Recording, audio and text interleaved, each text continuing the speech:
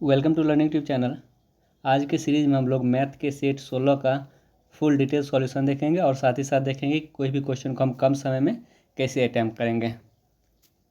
इसमें पहला क्वेश्चन है, एक व्यक्ति ने अपनी संपत्ति का 1/3 भाग अपने बड़े बेटे को, 1/4 भाग दूसरे बेटे को और 1/4 भाग अपनी बेटी को दिया और शेष 20,000 अपनी पत्नी को दिया। तो सबसे पहले हम निकाल लेते हैं पहला बेटा, दूसरा बेटा और बेटी, ये तीन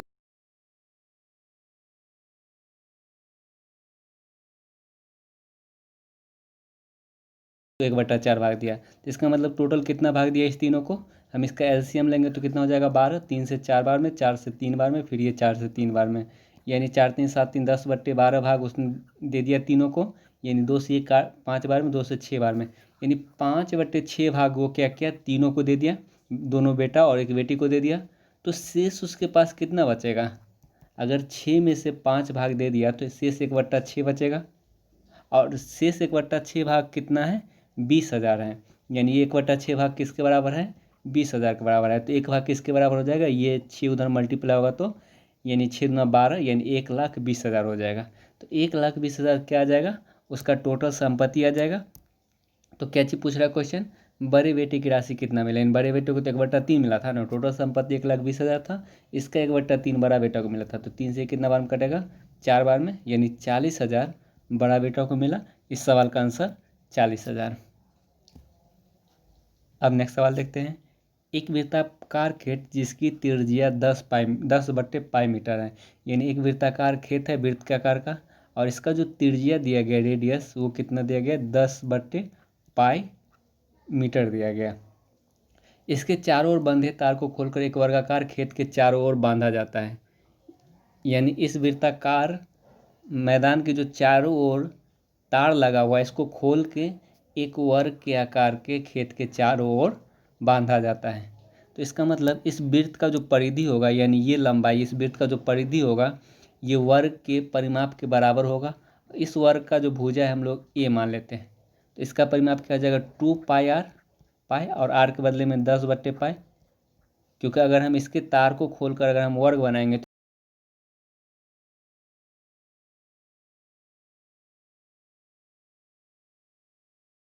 पाई से पाई कैंसिल हो जाएगा और 2 से ये 2 बार में और 2 से ये 5 बार में, यानी इसका मतलब जो वर्ग का भुजा है वो 5 मीटर आ गया।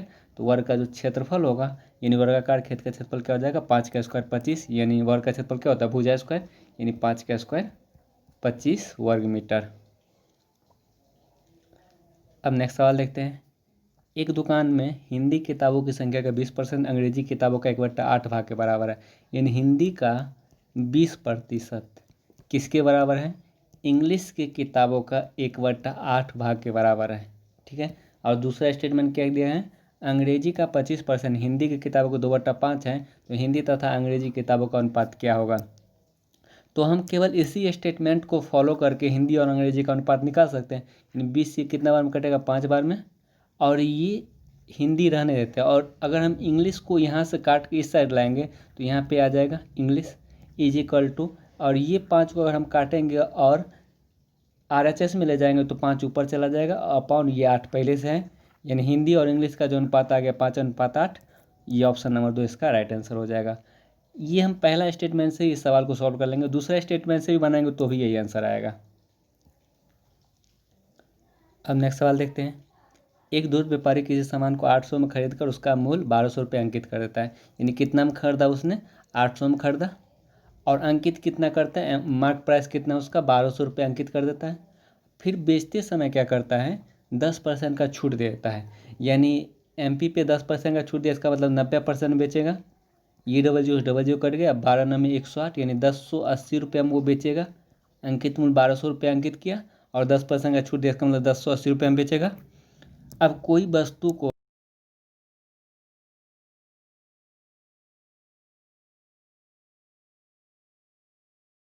गुने 100, यानी डबल जीरो कट जाएगा, फिर 8 से काटेंगे तो 8 से 3 बार में, फिर 4 बचेगा, 8 पंचे 40, यानी 35% का लाभ होगा, ऑप्शन नंबर 4।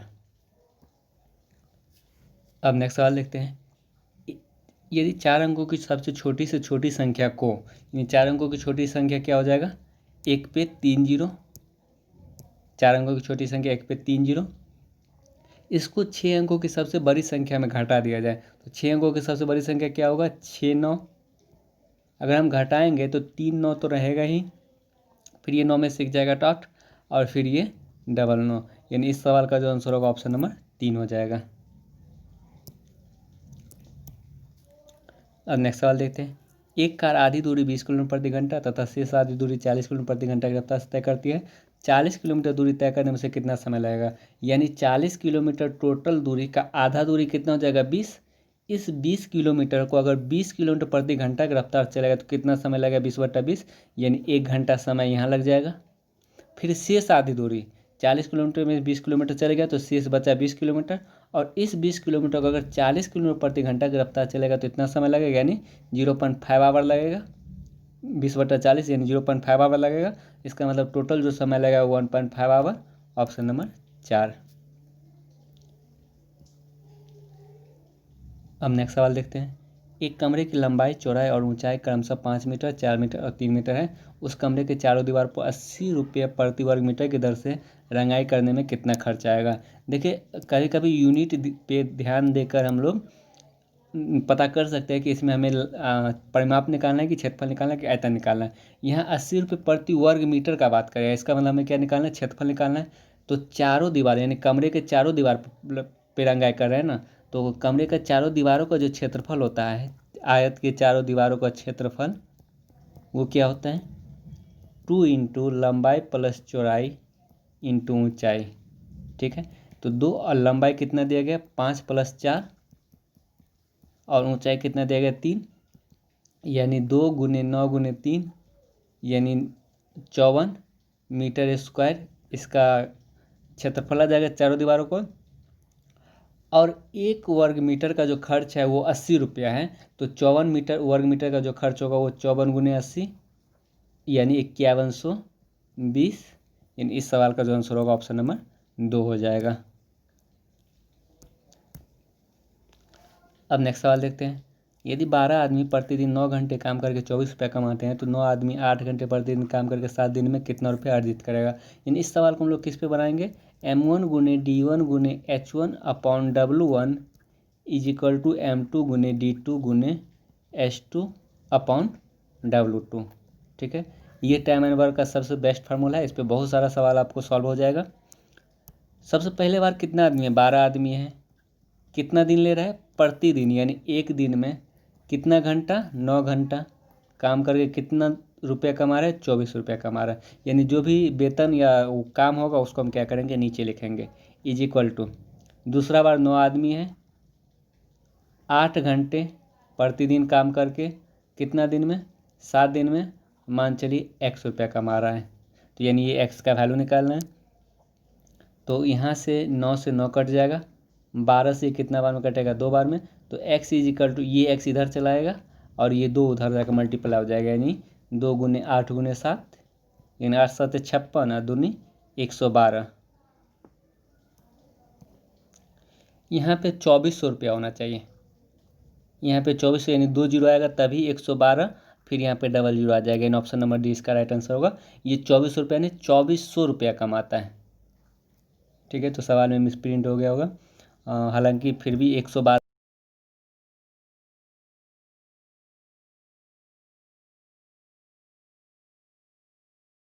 एक परीक्षा में एक परीक्षार्थी अधिकतम अंक का 30% अंक लाता है और वो 30 अंकों से फेल हो जाता है। दूसरा परीक्षार्थी अधिकतम अंक का 45% अंक लाता है और 15 अंक से पास कर जाता है। तो अधिकतम अंक तथा पास करने के लिए आवश्यक अंक का प्रतिशत। तो सबसे पहले क्या करेंगे, हम अधिकतम यानी मैक्सिमम मार्क्स जो है वो मैक्सिमम मार्क्स, इसको हम लोग पहले बेसिक से देख लेते हैं, उसके बाद शॉर्टकट भी देख लेंगे। यानी मैक्सिमम मार्क्स हम X मान लेते हैं। ठीक है, तो एक परीक्षार्थी क्या करता है, X का 30% प्राप्त करता है, X का 30% ले आया और 30 अंक से फेल हो गया। इसका मतलब अगर 30 अंक और लाता तो इसका मतलब वो पास हो जाता, यानी ये जो है वो पास मार्क्स हो जाता। ठीक है, अब दूसरा परीक्षार्थी का बात करें तो दूसरा परीक्षार्थी अधिकतम अंक का 45 अंक प्राप्त करते हैं, यानी X का 45 अंक प्राप्त किया और 15 अंक से पास कर जाता है। इसका मतलब अगर हम इसमें से 15 अंक माइनस कर देंगे, 15 अंक से पास मतलब क्या, यानी पास मार्क्स से 15 अंक ज़्यादा लाया, तो अगर हम इसमें से 15 माइनस कर देंगे तो ये भी पास मार्क्स हो जाएगा। और दोनों तो पास मार्क्स है, तो हम क्या करेंगे, दोनों पास मार्क्स को बराबर कर देंगे। ठीक है, अब यहाँ से मैं कैलकुलेशन करके क्या कर सकते हैं, एक्स का वैल्यू निकाल सकते हैं। यानी 30x/100 इधर लाएंगे तो माइनस हो जाएगा, यानी 45x/100 में से अगर हम 30x/100 को माइनस करेंगे तो 15x/100 आएगा। और ये 15 को अगर हम इधर लाएंगे तो 30 + 15 45 हो जाएगा, यानी 15 से ये 3 बार में, तो जो x = आएगा वो 300 आ जाएगा। ठीक है, यानी जो अधिकतम मार्क्स आएगा वो 300 का आएगा, तो 300 एक ही ऑप्शन में है, तो ऑप्शन नंबर 1 इसका राइट आंसर हो जाएगा। अगर बाय द वे 300 दो ऑप्शन में रहता तब हम क्या करते वो भी देख लेते हैं। अब हमें क्या करना है, ये तो अधिकतम अंक आया, अब हमें पास मार्क्स निकालना, पासिंग मार्क्स निकालना है, यानी कितना प्रतिशत अंक पे हम लोग पास करेंगे। ठीक है, एक चीज़ बताइए, यहाँ पे वो 30, इसको डायरेक्ट हम लोग कैसे बनाएंगे वो चीज़ देख लेते हैं। जैसे यहाँ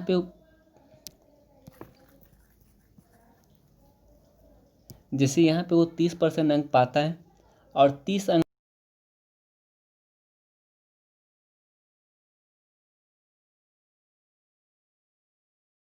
एक्स टोटल 300 का एग्जाम था ना, अगर 30 अंक कोई विद्यार्थी लाता है तो इसका मतलब वो कितना परसेंट लाता है, यानी 10% लाता है।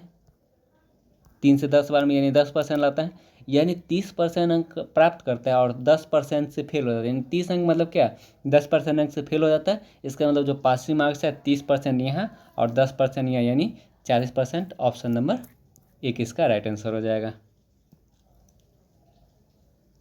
अब नेक्स्ट सवाल देखते हैं। इसको कुछ नहीं करना है, ये साधारण ब्याज का सवाल है, इसको कुछ करने का एक एक नियम से बना देना, यानी दोनों समय जो है वो सेम है, तो हम क्या करेंगे, इसको एक एक नियम से बनाएंगे।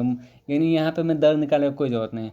जैसे 2200 रुपया अगर 2816 रुपया हो जाती है, ठीक है, तो 1 रुपया कितना हो जाएगा, 2816/2200, यानी जैसे 2200 रुपया का मिश्रण 4 वर्ष में 2816 हो जाता है ना, तो 1200 रुपया का उसी दर से 4 वर्ष में कितना होगा, यानी समय सेम है। तो 2200 रुपया अगर 2816 रुपया हो जाती है, तो 1 रुपया 2816/2200 हो जाएगा। तो ये 1200 रुपया कितना हो जाएगा, 1200 रुपया कितना हो जाएगा वो निकालने के लिए क्या करेंगे हम लोग, 2816/2200, एक का वैल्यू निकालने के बाद 12 से उसको गुना कर देंगे, यानी ये डबल जो कर जाएगा। फिर 22 से ये एक बार में, और 22 से एक बार में लगाएंगे तो ये 6, और 22 × 44, फिर 128 बार में लगेगा। ठीक है, उसके बाद 12 × 96, इक्कीस स्थान पे 6 3 ऑप्शन में है, कोई बात नहीं, लेकिन 128 है तो यानी ये क्या हो जाएगा, 1200 से ज़्यादा ही होगा, तो 1200 से ज़्यादा एक ही ऑप्शन दिया गया, ऑप्शन नंबर ये इक्कीस स्थान पे 6, यानी 1536 इसका राइट आंसर हो जाएगा। अगर गुना भी करेंगे तो उतना आएगा, 12 × 96 9, अब बाद में 24 और 9 33, 3 और 12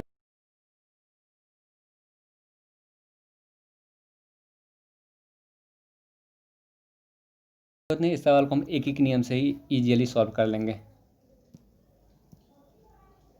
अब नेक्स्ट सवाल देखते हैं, तो बहुत ही इजी सा सवाल है। सबसे पहले हम क्या करते हैं, इसका कैलकुलेशन करें तो कितना हो जाएगा, 9 × 9 प्लस 1, ये 10/9 आ जाएगा, और ये बट्टा के कारण ये 10/9 क्या बन जाएगा, 9/10 बन जाएगा।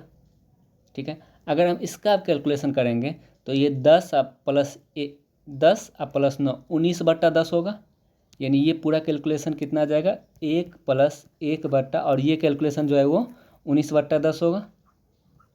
अगर हम ये 10 को काटेंगे तो ये 10 ऊपर चला जाएगा। अब ये क्या आ गया, 1 + 10/19 आ गया, यानी इसको हम कैलकुलेशन करेंगे तो 19 + 10 29/19, यानी इस सवाल का आंसर ऑप्शन नंबर 2। अब नेक्स्ट सवाल देखते हैं। यदि किसी संख्या का 37/43 भाग, यानी कोई संख्या x मानिए, इसका अगर 37/43 भाग जो होगा वो किसके बराबर होगा, उसी संख्या के 70%, यानी उसी संख्या x का 70% के बराबर होगा। तो यहाँ x से x कट जाएगा तो कुछ बचेगा ही नहीं, तो इसीलिए इस सवाल का जो आंसर होगा वो 0 हो जाएगा। वैसे 0 का 37/43 भाग निकालेंगे तो भी 0 आएगा, और 0 का 70% भी निकालेंगे तो भी 0 आएगा, तो 0 को बराबर 0 तो कर ही सकते हैं ना, इसीलिए इस सवाल का जो आंसर होगा ऑप्शन नंबर 1 हो जाएगा। अब नेक्स्ट सवाल देखते हैं। किसी धनराशि पर 25/3% साधारण ब्याज की दर से 5 वर्ष में 875 रुपये ब्याज मिलता है, तो मिश्रण बताएं। सबसे पहले हम क्या करते हैं, ब्याज तो हमें पता ही है ना, मूलधन निकाल लेंगे तो मिश्रण इजीली निकल जाएगा, क्योंकि मिश्रण बराबर क्या होता है, मूलधन प्लस ब्याज। ब्याज पता ही है, हमें केवल मूलधन निकालना है, तो मूलधन बराबर क्या होता है, साधारण ब्याज में मूलधन तो इजीली निकाल सकते हैं, ब्याज गुने 100, मूलधन बराबर क्या होता है, ब्याज गुने 100 अपॉन समय गुने दर।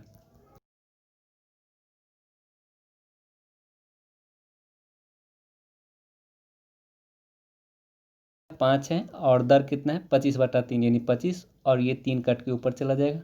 ठीक है, तो 25 से कितना बार में कटेगा, यानी 25 ये 75, और 25 5 125 35 बार में, 5 से ये 7 बार में, यानी 7 ये 2100, 2100 रुपये क्या आ गया, मूलधन आ गया।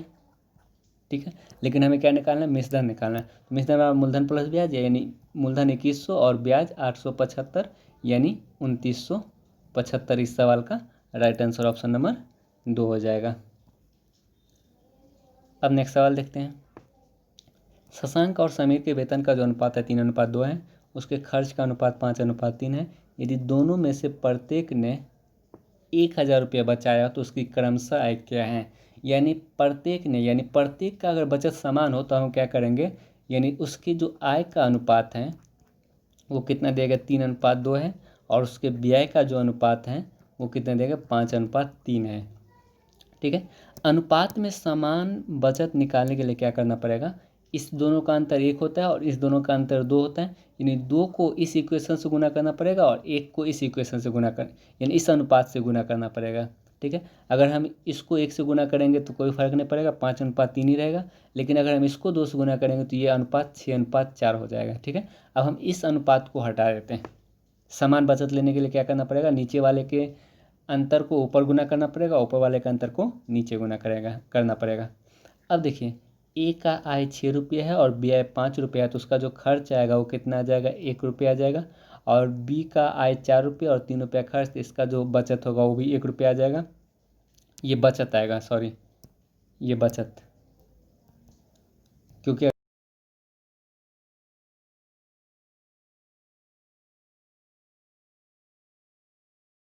1000, तो उसका आय पूछ रहा है ना, तो ये 6 का वैल्यू 6000 और ये 4 का वैल्यू 4000, यानी उसका जो आय होगा 6000 और 4000, ऑप्शन नंबर 4 इसका राइट आंसर हो जाएगा। और यहाँ पे एक चीज़ ध्यान दीजिएगा, ये 3:2 सब हमें कोई मतलब नहीं है, अगर हम, क्योंकि जो भी हम ये जो 1 लाए हैं, जो प्रत्येक का बचत हम 1 लाए हैं, इस अनुपात से लाए हैं ना, तो इसीलिए हम इस अनुपात, ये 3:2 सब कोई मतलब नहीं। अब जो भी मतलब रहेगा वो 6 और 4 से रहेगा। चलिए अब नेक्स्ट सवाल देखते हैं। 2005 से 2006 में कॉलेज बी के विद्यार्थी में लगभग कितने प्रतिशत की वृद्धि हुआ। यानी 2005 में देखिए, ये जो खाली खाली वाला है वो कॉलेज ए है, और ये जो ब्लैक वाला है वो कॉलेज बी है। तो 2005 में कॉलेज ए में, सॉरी कॉलेज बी में पूछा जा रहा है ना, तो 2005 में कॉलेज बी में कितने, ये 60 और 70 के बीच में, यानी 65 हो जाएगा। और 2006 में कॉलेज बी में कितना है, 70 है, तो कितना का वृद्धि हुआ, 5 का वृद्धि हुआ, कितना में, 65 में, गुने 100। ठीक है, 5 से 13 बार में, 1391, यानी 7% से ज़्यादा वृद्धि होगा, 7 से ज़्यादा, 7 से थोड़ा सा ज़्यादा, 7 से ज़्यादा एक ही ऑप्शन है 8, यानी ऑप्शन नंबर 21 का राइट आंसर हो जाएगा। अब नेक्स्ट सवाल देखते हैं। 2004, 6 और 7 में कॉलेज ए, तो 4 में कॉलेज ए में कितना विद्यार्थी था, 40 था। और 6 में, 2006 में कॉलेज ए में कितना है, 50। और 2007 में कॉलेज ए में कितना है, 70। तो टोटल कितना हो जाएगा, 5 9 16, यानी 160 टोटल विद्यार्थी हो जाएगा। का कुल संख्या, वर्ष 2003, 4 और 8 में कॉलेज बी, 3 में कॉलेज बी में 30 विद्यार्थी हैं, 4 में कॉलेज बी में 60 विद्यार्थी हैं, और 2008 में कॉलेज बी में कितना हो जाएगा, 5 6 3 8 17, यानी 175 होगा। इसी दोनों का अनुपात निकालना था। अगर हम 5 से काटते हैं, अगर ये, यानी 32 बार में कटेगा, और ये 5 से 5 दिया 15, 25 25, यानी 35 बार में कटेगा। इस सवाल का जो आंसर होगा 32:35, ऑप्शन नंबर 4 हो जाएगा। चलिए अब नेक्स्ट सवाल देखते हैं। 2008 में कॉलेज बी में विद्यार्थी की संख्या सभी वर्षों में मिलकर कॉलेज बी के विद्यार्थी की कुल संख्या का कितना प्रतिशत है। तो 2008 में विद्यार्थी कॉलेज बी में कितना है, 85 है, यानी 80 और 90 के बीच में है ना, तो 85। टोटल वर्ष में, टोटल बी में कितना विद्यार्थी हैं प्रत्येक वर्ष में बी में, यानी यहाँ पे 30 और 60 90, और पहले जो है ना हम जीरो वाला को जोड़ लेते हैं, 90 और 70 160, और 80, 240 तो ये हो गया। अब देखिए ये 65 और 85, 65 और 85 यानी 150 ये हो जाएगा। इसका मतलब टोटल जो विद्यार्थी होगा 0, 5, 4, 9, 2, 1, 3, 1, 4 यानी 490 टोटल विद्यार्थी होगा। तो क्या बोला जा रहा है, 2008 में कॉलेज बी में 85 विद्यार्थी है। सभी वर्षों में कॉलेज बी के कुल संख्या, सभी वर्ष में कॉलेज बी में 490 है का कितना प्रतिशत है। ठीक है, 1 0 से 1 0 कर देते हैं और लगभग में निकालना है तो हम इसको क्या करते हैं, 49 की जगह हम लोग 50 ले लेते हैं। ठीक है, और सॉरी यहाँ पे 390 होगा, 390 यानी इसको 390 ले लेते हैं। ठीक है, तो ये 390 है तो हम क्या करते हैं, इसको अप्रॉक्स में निकालने के लिए हम क्या करते हैं, इसको 39 की जगह 40 रख लेते हैं। ठीक है, अगर हम 40 रखेंगे तो ये 0 से फिर ये 0 कट जाएगा, अप्रॉक्स वैल्यू हम निकाल लें। ये 4 से कितना बार में कटेगा, 21 बार में कटेगा। 21 चौका 84, 21 पॉइंट समथिंग में आंसर आ रहा है, यानी 21 पॉइंट समथिंग में एक ही ऑप्शन, ऑप्शन नंबर 3 दिया गया। इस सवाल का जो आंसर होगा ऑप्शन नंबर 3 हो जाएगा। ठीक है, जैसे अगर हम इस सबको जोड़ते हैं, इसको फिर से समझिएगा। क्या बोल 2008 में कॉलेज बी में कितना विद्यार्थी पास हो रहा है, 85 विद्यार्थी पास हो रहे हैं। ठीक है, सभी वर्षों में कॉलेज बी की कुल संख्या, सभी वर्ष में कॉलेज बी में 390 है, तो 390 का कितना प्रतिशत है, जिससे तुलना करते हैं हम उसको नीचे रखते हैं और गुने 100, प्रतिशत निकालने के लिए 100, तो 1 0 से 1 0 कट जाएगा। और ये 39 को हम लोग क्या मान लेते हैं, 40 मान लेते हैं, क्योंकि अप्रॉक्स वैल्यू निकालना है। 40 मानेंगे तो 1 0 से 1 0 कट जाएगा, यानी जो भी आंसर आएगा 81, 85/4 यानी 21 पॉइंट समथिंग आंसर आएगा। तो 21 पॉइंट समथिंग में एक ही ऑप्शन सी दिया गया, तो इस सवाल का आंसर होगा ऑप्शन नंबर सी हो जाएगा। अब नेक्स्ट सवाल देखते हैं, किन किन कॉलेज के लिए और किस वर्ष में पिछले वर्ष की तुलना में विद्यार्थी की कुल संख्या में प्रतिशत वृद्धि अधिकतम थी। देखिए आपके पास 1 2 3 4 2 2 6 साल दिया गया है, 6 साल दिया गया, तो इसका मतलब 5 साल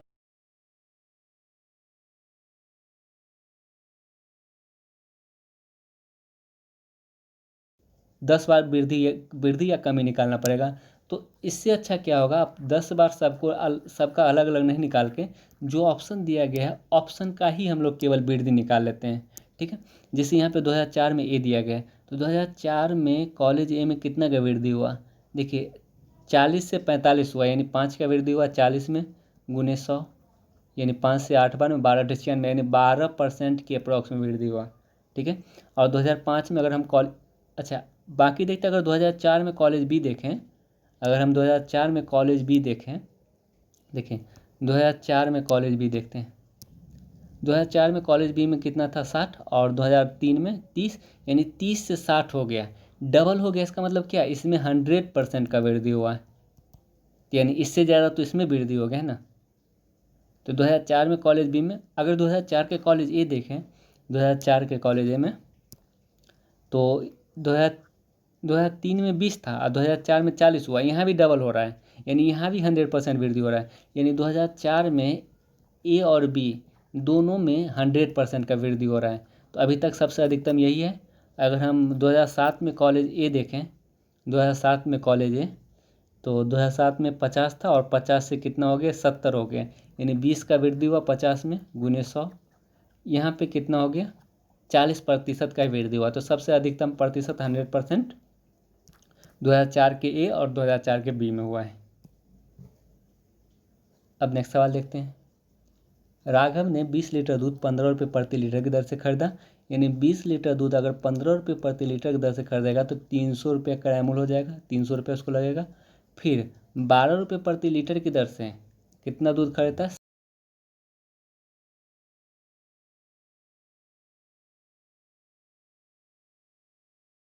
यानी टोटल 1020 रुपया टोटल सीपी हो जाएगा, टोटल का अमूल।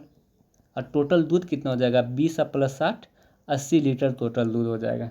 ठीक है, दोनों को 30 लीटर पानी में मिला दिया जाता है। अगर हम 30 लीटर इसमें पानी मिला देंगे तो टोटल दूध कितना हो जाएगा, 80 प्लस 30 110 लीटर दूध होगा। अब इस 110 लीटर दूध को किस भाव पर बेचे कि उसे 20% का लाभ हो। देखिए उसका क्रयमूल्य तो 1020 रुपया था, यानी 1020 रुपया उसको खर्च हुआ था। अगर 20% का लाभ चाहता है तो 120% में बेचेगा, यानी टोटल उसका विक्रय मूल्य कितना आना चाहिए, यानी 12 दूना 24, यानी 1224 रुपये आना चाहिए। और ये विक्रय मूल्य कितना लीटर पे आएगा, 110 लीटर पे आएगा टोटल अब उसके पास 110 लीटर आ गया ना। अगर वो 20% का लाभ चाहता है तो टोटल उसको कितना में बेचेगा, 1224 में। 1224 रुपये में अगर 110 लीटर बेचेगा तो 1 लीटर का दाम कितना आ जाएगा, 1224/110। ठीक है। अगर ये तो 11 का मल्टीपल है नहीं, यानी जो भी आंसर आएगा वो पॉइंट में आएगा, पॉइंट में एक ही ऑप्शन दिया गया, तो इस सवाल का जो आंसर होगा ऑप्शन नंबर 4 हो जाएगा। अब नेक्स्ट सवाल देखते हैं। एक व्यक्ति 2009 ईस्वी में 88,000 रुपये आय प्राप्त करता है, जो 1999 की आय से 10% अधिक था। 1999 की आय हम एक्स मान लेते हैं। अगर 10% अधिक मतलब 110% हो जाएगा। और कितना रुपया बन जा रहा है अब, 88,000 रुपया बन जा रहा है। तो यहाँ से एक जीरो से एक जीरो कट जाएगा, 11 से 8 बार में, 8 पे 3 जीरो ये और 1 जीरो ये, यानी 80,000 रुपया उसका 1999 में आए, ऑप्शन नंबर ए। अब नेक्स्ट सवाल देखते हैं। एक कार को 1,40,000 में बेचने पर 5% का हानि होता है, यानी ये 1,40,000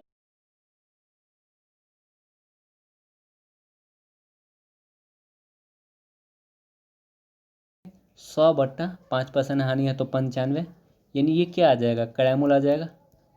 ठीक है, ये मेरा क्या क्या क्राइमूल आ गया। अगर हम इसको 12% लाभ पे बेचेंगे तो कितना बेचना पड़ेगा, 112/100 में बेचना पड़ेगा। ठीक है, ये डबल जीरो कट जाएगा।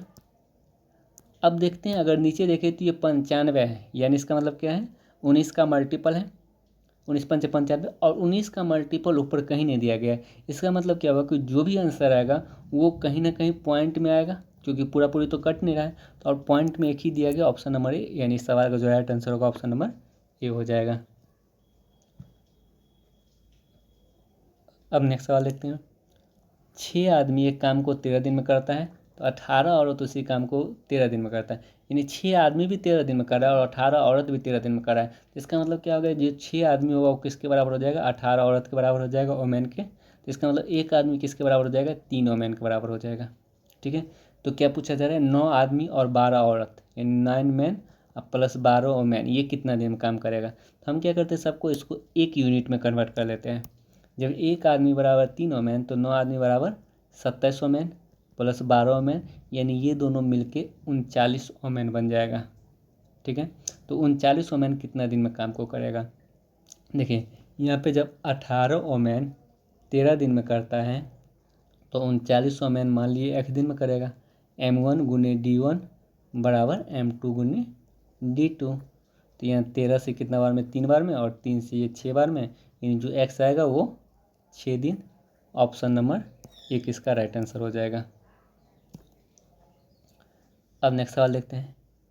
एक स्टीमर नदी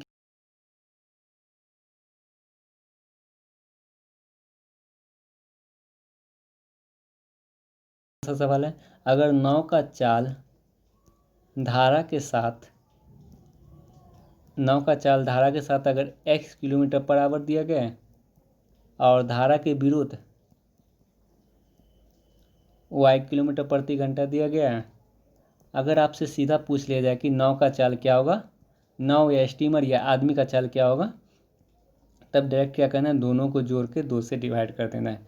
अगर धारा का चाल पूछें तो क्या करना है, दोनों को घटा के 2 से डिवाइड कर देना है। तो यहाँ पे स्टीमर यानी नाव का चाल पूछा गया, तो हम क्या करेंगे, 16 + 10/2, 26/2, 13 किलोमीटर पर आवर स्टीमर का चाल आ जाएगा, ऑप्शन नंबर 2। अगर यही धारा का चाल पूछता तो क्या करते, दोनों को घटा के 2 से डिवाइड कर देते हैं।